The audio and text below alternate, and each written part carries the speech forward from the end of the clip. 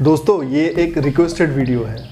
मेरे बहुत सारे ऑनलाइन और ऑफलाइन फ्रेंड मुझसे ये कहते थे कि मैं जीएसटी को लेके एक वीडियो बनाऊं अलग से। तो आपको तो पता ही है 1 जुलाई 2017 को प्राइम मिनिस्टर श्री नरेंद्र मोदी द्वारा पूरे भारत में जीएसटी को लागू कर दिया गया था। पर आज इतने दिन बाद भी हम में से बहुत सारे ऐसे हैं जिनको ये जीएसटी काफ़ी कंफ्यूजिंग लगता है। तो आज के इस वीडियो में मैं आपको सिंपल वे में बताऊंगा कि जीएसटी क्या है, जीएसटी को इम्प्लीमेंट करने की ज़रूरत क्या थी, कितने प्रकार के जीएसटी होते हैं, जीएसटी इन, जीएसटी एन क्या होता है, आउटपुट जीएसटी, इनपुट जीएसटी क्या है, आप इसको कैसे कैलकुलेशन कर सकते हो। उम्मीद करता हूं दोस्तों इस वीडियो को देखने के बाद जीएसटी के बारे में सारे कन्फ्यूजन आपका दूर हो जाएगा और आप भी जीएसटी का एक एक्सपर्ट बन जाओगे। तो चलिए बिना टाइम वेस्ट किए वीडियो को स्टार्ट करते हैं।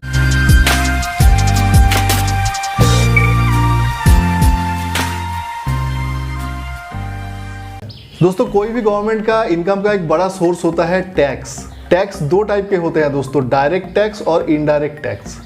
डायरेक्ट टैक्स वो होता है जो आप डायरेक्ट गवर्नमेंट को पे करते हो, जैसे कि income tax, property tax, corporate tax, ये सब कुछ। और इनडायरेक्ट टैक्स वो होता है जो आप गवर्नमेंट को पे तो करते हो बट इनडायरेक्टली, जैसे कि custom duty, service tax, sale tax, VAT, ऐसे 17 प्रकार के टैक्स आते थे दोस्तों इनडायरेक्ट टैक्स के अंदर। और इन सभी इनडायरेक्ट टैक्स को हटा के जीएसटी को लाया गया था। बेसिकली जीएसटी किसी भी चीज की खरीदारी और उसकी बिक्री के ऊपर लागू होता है। जीएसटी के आने से पहले दोस्तों प्रॉब्लम ये होता था कि एक ही चीज का प्राइस अलग अलग स्टेट में अलग अलग हो जाता था। जैसे मान लीजिए आप कोई मोटरसाइकिल खरीदने जा रहे हो और दिल्ली में उसका प्राइस कुछ अलग होता था और मुंबई में कुछ अलग हो जाता था। और ये इसलिए होता था क्योंकि इस टैक्स को स्टेट गवर्नमेंट कंट्रोल करता था। जी हाँ, अलग अलग स्टेट में टैक्स का जो रेशियो होता था वो अलग अलग हो जाता था।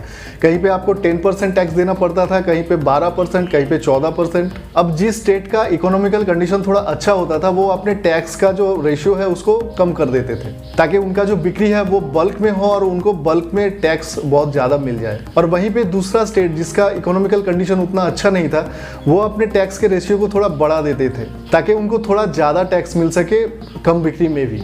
इन दोनों कंडीशन में ही एक स्टेट का यही एम होता था कि ज्यादा से ज्यादा टैक्स को कलेक्ट किया जाए। पर इसमें फायदा हमेशा उस स्टेट को मिल जाता था जिसका टैक्स का रेशियो कम होता था, क्योंकि टैक्स कम लगने की वजह से वहां पे सामान का जो प्राइस है वो कम होता था। दूसरे और बॉर्डर की आजू बाजू में जितने भी आदमी लोग रहते थे वो बॉर्डर क्रॉस करके चले आते थे क्योंकि उनको प्राइस यहाँ पे कम मिलता था। और जो भी कंपनीज होते थे वो भी देखते थे कि उनको इस स्टेट में कम टैक्स देना पड़ता है और उस स्टेट में ज़्यादा टैक्स देना पड़ता है। तो इसके वजह से जहाँ पे उनको कम टैक्स देना पड़ता है वहीं पे अपना मैन्युफैक्चरिंग यूनिट लगा लेते थे। तो इसी की वजह से दोस्तों आपने देखा होगा कि कुछ पर्टिकुलर स्टेट ऐसे थे जो काफ़ी ग्रो कर रहे थे और बाकी जितने भी स्टेट थे वो उतना ग्रो कर नहीं पा रहा था।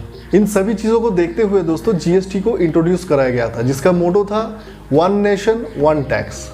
इसका मतलब पूरे भारत में कहीं पर भी आप जाइए एक ही अमाउंट का टैक्स आपको देना पड़ेगा। अब क्वेश्चन ये आता है दोस्तों कि क्या हम सभी को जीएसटी देना पड़ेगा? ऐसा नहीं है दोस्तों, केवल 3 ही ऐसे कंडीशन है जहां पे आपको जीएसटी देना पड़ सकता है। पहला कंडीशन, मान लीजिए आप एक बिजनेसमैन है और आपका जो सालाना लेन देन है वो 20 लाख रुपए या फिर उससे ज़्यादा का होता है तो ही आपको जीएसटी भरना पड़ेगा।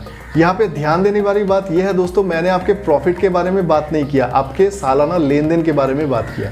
दूसरा कंडीशन ये है दोस्तों, अगर आप एक बिजनेसमैन हो और अपना सामान दूसरे स्टेट में भेजते हो उस टाइम आपको जीएसटी भरना पड़ेगा। और तीसरा कंडीशन, मान लीजिए आप एक बिजनेसमैन है और अपना सामान आप ऑनलाइन प्लेटफॉर्म के ऊपर बेचते हैं तो उस टाइम भी आपको जीएसटी भरना पड़ेगा। कुल मिला के 4 प्रकार के जीएसटी होते हैं दोस्तों, CGST, SGST, UTGST and IGST. और हर सामान के लिए दोस्तों जीएसटी काउंसिल के द्वारा एक स्लैब बनाया गया है। जी हाँ, बेसिकली ये एक चार्ट होता है जहाँ पे आप अपने सामान का कितना परसेंटेज आपको जीएसटी देना पड़ेगा वो देख सकते हैं। अब बात करते हैं सीजीएसटी के बारे में। सीजीएसटी का सी का मतलब होता है सेंट्रल। तो इसका मतलब ये है कि आपको सेंट्रल को जो टैक्स या फिर जीएसटी देना पड़ेगा उसी को सीजीएसटी कहा जाता है दोस्तों। क्योंकि पूरा भारत सेंट्रल के अंडर ही आता है तो इसका मतलब जहाँ पे भी आप बिजनेस करो आपको सीजीएसटी हमेशा ही भरना पड़ेगा। दूसरा आता है एसजीएसटी, जहाँ पे एस का मतलब होता है स्टेट। तो इसका मतलब है आपको स्टेट को जो जीएसटी देना पड़ेगा उसको एसजीएसटी कहा जाता है। अब मान लेते हैं आप एक सामान को खरीद रहे हो जो कि जीएसटी के स्लैब में 10% में आता है, मतलब उसका 10% का जीएसटी होता है। तो क्या इसका मतलब आपको सेंट्रल को 10% और स्टेट को भी 10%, मतलब टोटल 20% देना पड़ेगा? ऐसा नहीं है दोस्तों, जो भी परसेंटेज होगा वो इक्वली डिवाइड हो जाएगा सेंट्रल और स्टेट के बीच में। मतलब अगर 10% का स्लैब है तो 5% सेंट्रल को मिलेगा और 5% स्टेट को मिल जाएगा। नेक्स्ट आता है यूटी जीएसटी, जहाँ पे यूटी का मतलब होता है यूनियन टेरिटरी या फिर केंद्र शासित अंचल। दोस्तों अगर आप कोई ऐसी जगह पे अपना बिजनेस करते हो जो कि कोई स्टेट नहीं है, एक केंद्र शासित अंचल है, तो वहाँ पे एसजीएसटी की जगह पे यूटी जीएसटी लागू होता है। ये सिर्फ और सिर्फ शब्दों का फेर है दोस्तों, जहाँ पे एसजीएसटी की जगह पे यूटी जीएसटी आ गया और इसका परसेंटेज भी पहले की तरह सेम ही रहेगा, मतलब इक्वली डिवाइड हो जाएगा। और आखिर में आता है दोस्तों आईजीएसटी, जहाँ पे आई का मतलब होता है इंटीग्रेटेड। मान लेते हैं आप एक बिजनेसमैन हैं जो कि वेस्ट बंगाल में अपना सामान मैन्युफैक्चरिंग करते हैं और उसको बेच रहे हैं बिहार में।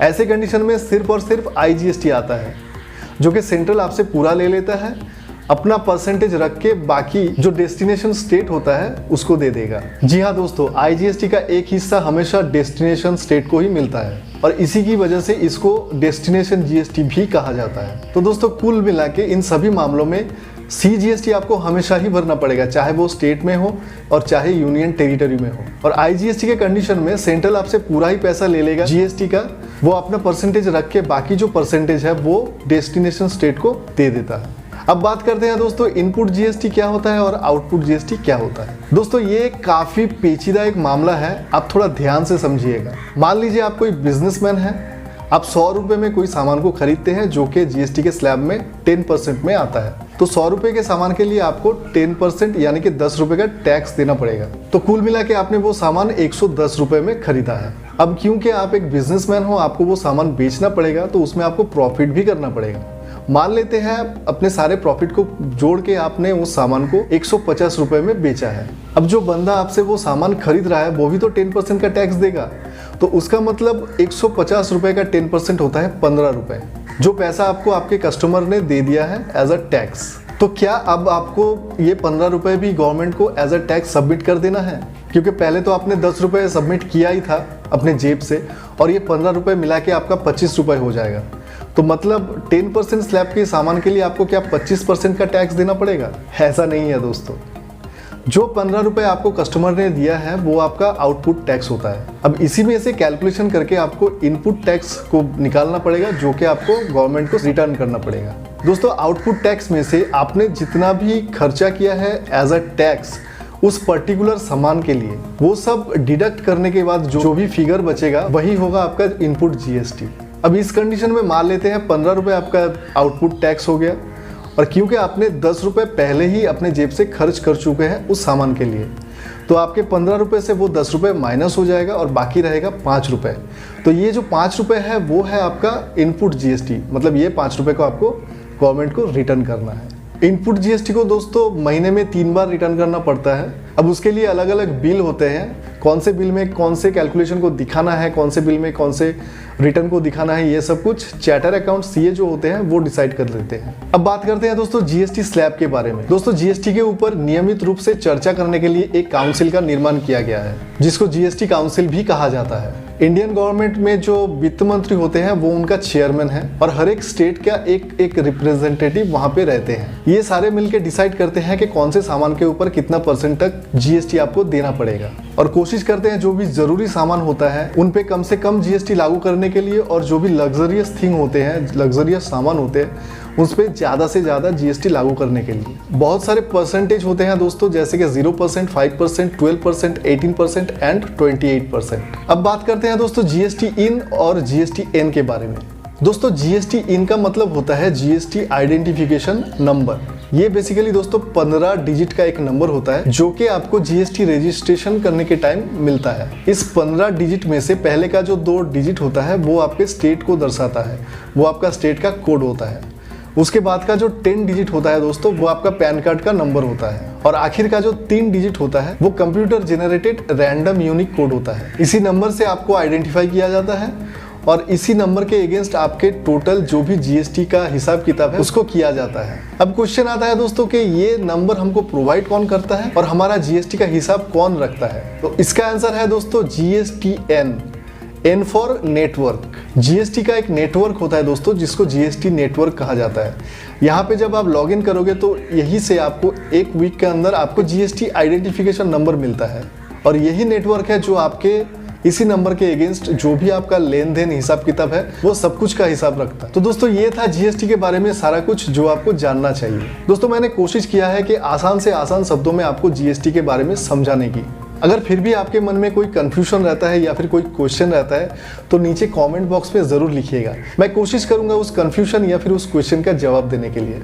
अगर वीडियो पसंद आए दोस्तों तो वीडियो को एक लाइक कर दीजिए, अपने फ्रेंड्स फैमिली के साथ शेयर कर दीजिए।